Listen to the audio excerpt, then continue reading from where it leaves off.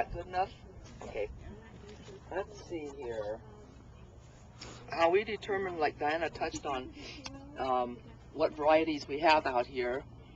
In the beginning, back in 2000, Chuck, our guru of this place, was able to get certain varieties from the UC people, and so we planted those, and we try to plant and propagate what is not sold in the nurseries. We'll survey the nurseries every year and find out what they are selling. That way we're not competing with them.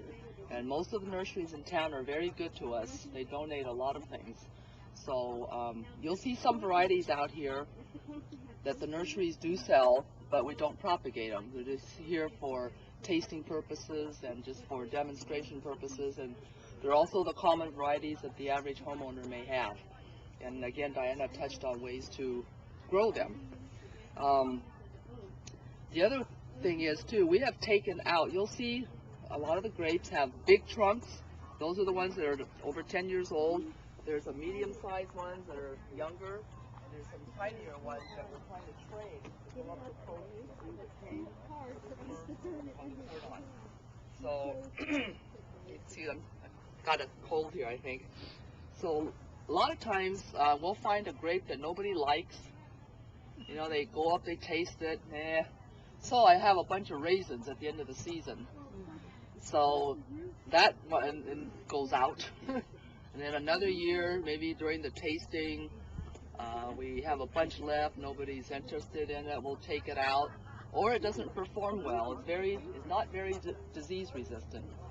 So that comes out as well. I'm very proud to say that our vineyard is relatively pest and disease free.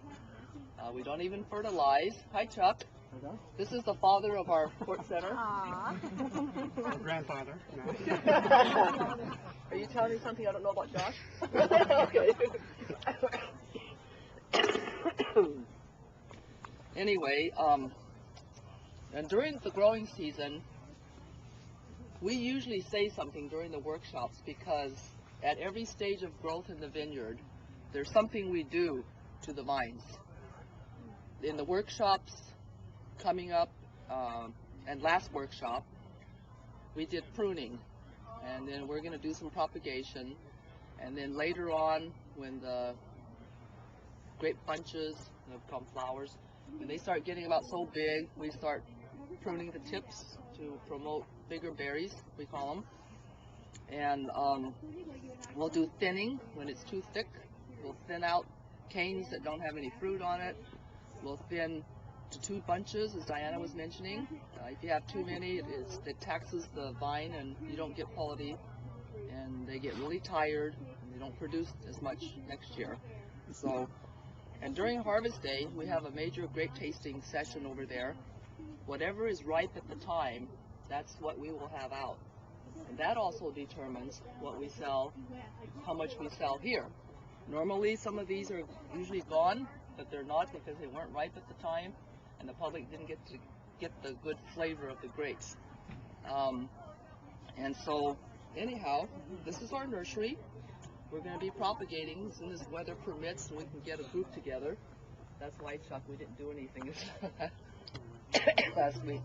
So Connie will talk about this part then.